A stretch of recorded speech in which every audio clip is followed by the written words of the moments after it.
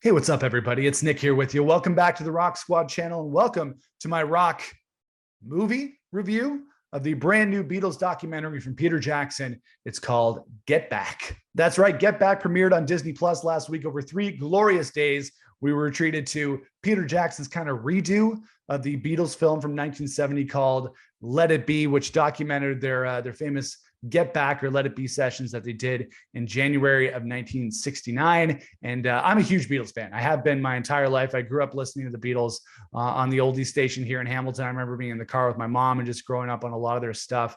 I remember, Got to Get You Into My Life and Good Day Sunshine were some of my favorite Beatles songs growing up. And then when I became a music fan myself and when I became a musician, obviously the Beatles were with me the entire way through my entire life. The Beatles music has always been there for me, as I'm sure it has been for you as well. I own a couple of different copies of Let It Be. I have the 1988 CD. I have the 2009 remaster, and then I have the 2021 deluxe edition, which came out just last month ahead of the Get Back documentary. And I've been to England a couple times, London and Liverpool. I've done the pilgrimage, as they say, to the Beatles sites. I went it's been about 15 or 16 years since I went there with a couple of buddies, but we did the entire Beatles thing when we were in England. We went over to Abbey Road and we did the zebra crossing and annoyed everybody as they were trying to probably get to work and do their thing. We annoyed everybody in traffic. And then we went to Liverpool. Actually, in London, we went to Savile Row as well, which is where the Beatles recorded a lot of this album, the Let It Be album and the Get Back documentary, and where they did the Rooftop Concert. And we also went to Liverpool and did all the sites there. We went and partied at the Cavern Club. We went to Strawberry Fields. We went to Penny Lane. And so I've done the Beatles Pilgrimage. I've been a huge fan my entire life and was very much looking forward to this new documentary from Peter Jackson. And I have to say, it's fucking fantastic. Yes, Peter Jackson has done something quite amazing here with this new Beatles Get Back documentary. I have to say, I didn't watch the whole thing all the way through. It clocks in just under 8 hours, so it's quite a long watch, but I did spread it out over the weekend. I did have a couple of naps in between my viewings. I'm not going to lie, but that's because I just really wanted to soak in this documentary as much as possible. Peter Jackson, the director of Lord of the Rings and The Hobbit and their various extended editions, of course, he was going to make this as long as possible, and I have absolutely no complaints because it was absolutely incredible. I am wondering what maybe more casual Beatles fans think of this thing because it is long, but as a diehard Beatles fan, I was soaking in the whole thing. I absolutely loved it. I would have watched more. I thought it was absolutely awesome. And I saw a really cool tweet from Mark Maron today where I thought he summed it up perfectly about this documentary. He says, "I've known the Beatles all my life, but this is the first time I've ever hung out with them." And that's absolutely true because you're just a fly on the wall with the Beatles as they're hanging out in a rehearsal room, whether that be Twickenham Studios or then moving to Savile Row to the Apple Studios. This is just you, me, all of us hanging out with the Beatles in the studio. And the thing I found out to be the coolest is that, we, as Beatles fans, we think we know it all. We've read so many books. We know all the Beatles stories. We think that we've seen it. We've heard it all when it comes to the Beatles. And this documentary just completely presents them in a new light. It feels completely new. It feels like we're hanging out with these 4 guys that we know, but we're hanging out with them for the first time as they put together a record in the studio. And I found it really cool. These guys are the coolest dudes to hang out with ever. So we're with the Beatles as they're recording the Let It Be album at Twickenham Studios. They're in this big kind of barn, this big film studio where they worked previously, trying to work out these songs. And then they moved to Apple Studios. And I said, it's great to see them hanging out. It's great to hang out with them. If I maybe had one criticism, and maybe this is the way that Peter Jackson put together the documentary. And of course, we want to see the Beatles joking around and having fun in the studio. That's definitely part of the charm. But I felt like maybe there was a little bit too much tomfoolery happening in the studio. I felt like even though later on in the documentary with the rooftop concert, we do get to see them perform a lot of these songs in full. So maybe that's why they save it for the end because these, we kind of see the finished product. But you know what? There was a lot of joking around. There was a lot of kind of silly stuff happening, which was totally cool with me. I liked seeing it, but I would have liked to see, even during those moments, a little bit more of them working on the songs, a little bit more of them figuring it out. We know that they're doing it in between these letter moments, but I would have liked to see them working through the songs a little bit more. We don't want them to waste that much time in the studio. We know that they're doing it, but it's a long thing, and we want to see them working on the songs as much as possible. So that's definitely one of my criticisms. But the thing is, it's crazy to think that the Beatles were coming off of the White Album just a few months before this. The White Album was released in November of 1968. This is January of 1969. And just to see them putting so much pressure on themselves to come up with another brand new project, we got to remember that leading up to January of 1969, the Beatles were on an incredible roll from Love Me Do in 1962 all the way up until this point. They were on a creative and a role and just a momentum that no band has ever had since. They were touring up until 1966 and they stopped touring. But during this time, they released the early albums and they get up into Rubber Soul, Revolver, Sgt. Pepper, Magical Mystery Tour, and the White Album, which has 30 songs, 30 brand new Beatles songs on it. It's barely 2 months old. The vinyl is still fresh on the White Album. And Paul and, you know, the rest of the band too, but mainly Paul, are pushing the Beatles to work on another 14 new songs. So it's just incredible to see that these guys are at the peak of the creative powers, and incredible to see that even though there is some strife within the band and they've just released a 30-song double album, that they're still pushing themselves to be the best. But that being said, there's a lot in this documentary that I found extremely relatable. As a musician myself, I've been playing in bands for 20 plus years now. As a musician myself, I found it extremely relatable and extremely refreshing to see that the Beatles were dealing with a lot of the same issues in the rehearsal room that a lot of bands deal with, whether that be coming up with a certain vocal part or guitar part, or how to arrange a song or how to play a song.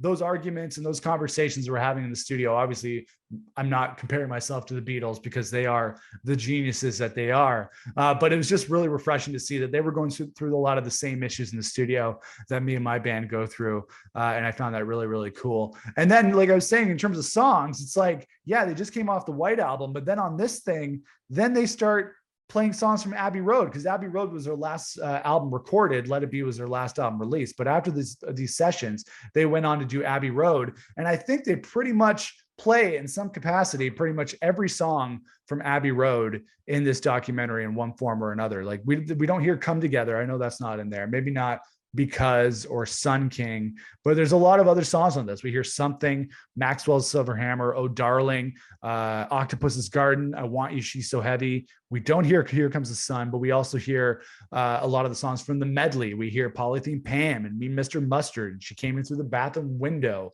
and Golden Slumbers, and Carry That Weight. We hear a lot of it. So it's incredible to think that the Beatles were coming off this huge project in the White Album, had this other huge project, Abbey Road, as well as solo stuff like they do in this, like Give Me Some Truth and The Backseat of My Car and All Things Must Pass. It's just incredible to think that they had so much creative capacity, but at the time, they were struggling to come up with enough songs, 14 songs for Let It Be. It blows my mind. I think one of my favorite scenes, and I think a lot of people have been talking about this online, is the scene where Paul, seemingly out of nowhere, composes Get Back. And as a songwriter and musician, I found this to be extremely relatable. He's just kind of sitting there with his bass. George and Ringo are kind of hanging out with there. I don't think John's there yet, but Paul's just strumming on his bass, starts coming up with this groove, starts humming out different melodic ideas. And you start to realize that he's coming up with Get Back, one of the Beatles' most famous singles. He's coming up with it on the spot and he's just making it happen. He's, throwing out melodic ideas. And as a musician myself, again, I found it extremely relatable, extremely refreshing to see that Paul is going through the same things as most songwriters do, or pretty much every songwriter. You pull up an instrument, whether it be a guitar or a piano or whatever you're working on, and you just start doing stuff. You start playing things. If you're coming up with a melody, you just start humming ideas, whether those be melodic ideas or lyrical ideas. You start humming out those ideas, and eventually you have a song. But in this case, the song that Paul is just coming up with out of thin air, which is pretty much how all other songs are written, is Get Back, one of the Beatles' most legendary singles. It becomes one of the big #1 singles after the album's released. Absolutely incredible. And I found that to be one of my favorite scenes in the entire documentary. And then to see this thing culminate with the legendary Rooftop Concert at the Apple Studios on Savile Row was absolutely incredible. Like I was saying, I was kind of complaining a little bit earlier. There's not enough, rehearsals of the songs. There's too much messing about in the studio in this documentary. But I think it is saved up for the end of this thing where they get up on the roof and they do a lot of those great songs from Let It Be, which actually end up on the record. They do Get Back. They do Don't Let Me Down, which should have been on the original album thanks Phil Spector, because that's one of the best Beatles songs ever. Don't Let Me Down. They do Dig a Pony. They do I've Got a Feeling. They do One After 909. And it's an absolute legendary performance. I think this is the first time that we've seen the rooftop performance from front to back, which was really, really cool. And it's funny. I think my favorite part of this whole sequence is when the cops show up with the ridiculous chin straps that they're trying not to eat. I don't know why they hang that. Anyways, I don't know why they hang that way. Anyways, the cops show up to, start arresting people and put an end to this disturbance. And then the Apple staff, like their doorman and the receptionist, do this epic troll job on these guys and just like, oh yeah, they're just doing a couple of numbers. Oh, okay, oh, yeah, we'll get right to it. And they just troll them. They stall them. It's absolutely fantastic. Love that sequence in the movie. And the rooftop concert is as legendary and amazing as we all expected. And of course, Peter Jackson set out with this documentary to show that the Get Back, Let It Be sessions were a lot happier than we originally thought. Now, of course, in the original 1970 film, which I've never seen, actually, it's the only Beatles film I've never seen. He says that one was kind of negative. It showed the Beatles being miserable. And there is a little bit of that in this documentary because it wasn't all wine and roses for the Beatles at this time. George leaves for a period during this time. Paul is most definitely being a little bit of a bossy guy during these sessions because he's kind of ordering around everybody and telling them how to play their parts. But at the same time, I'm a little bit of a Paul apologist because I know that at the time he was dealing with his bandmates losing interest in the band, and nobody loved the Beatles more than Paul. And after the death of Brian Epstein in 1967, he took over and blah, blah, blah. We all know the history. So there is a little of that negativity. There's a really, really heavy conversation that is off screen with Paul and John, where they're talking about a lot of their issues. That's kind of revelatory. It's really, really cool to see. But overall, it shows that the Beatles liked hanging out with each other. Like I said, there's a lot of camaraderie. There's a lot of laughter, a lot of silly parts in this, maybe even a little bit too much for me. But it does show that they had a lot of camaraderie and that they were good friends and they were family. The Beatles loved each other, man. And it was good to see that on film. And of course, like I said, it was just like, we got to hang out with the Beatles, man. This was the first time that we've really got to hang out with them in a way that we never have before. We've seen all the different movies. We've read the books. We've seen the Beatles anthology, which is another great source of Beatles information. If you've never seen that, and it really covers the whole career. But it felt like we really got to hang out with them for the first time. Like I was saying in that Mark Maron tweet, talking about like, we all know the Beatles, but this is the first time we really, really got to hang out with them. And I found that to be very, very cool. I'm really glad that they decided to do this documentary and show the Beatles in a completely new light. It just feels so refreshing. I can't wait to go back and watch it again. My only complaint is that we don't have something like this for every Beatles album. They didn't have the cameras rolling like this when they were doing Sgt. Pepper or when they were doing the White Album or Rubber Soul or Revolver. Man, to be a fly on the wall during Revolver, which is my favorite Beatles album, that would be absolutely incredible. I think it would be so cool if they had footage for that, but they didn't. And that's a little bit of a shame because I would have loved to see similar kind of fly on the wall session stuff for their other albums. But since they never did that, they never filmed it, this is the best we got, and it's absolutely fantastic. So I'm going to rate the new Get Back documentary from Peter Jackson a solid 5 out of 5 because it's the motherfucking Beatles. All right, guys, thanks for watching. Let me know what you thought of the Beatles Get Back documentary in the comments below. Make sure to like this video. We would appreciate that. Make sure to subscribe to us here on the Rock Squad channel so you don't miss out on any videos. We're always doing cool stuff here on the channel, whether that be rock album reviews. We do rock albums ranked. I'm thinking of doing one for the Beatles. Now that we did the Get Back documentary review, I'm kind of thinking of doing a rock albums ranked for the Beatles. All 13 studio albums. I think it's going to happen. But anyways, keep your eyes peeled for that.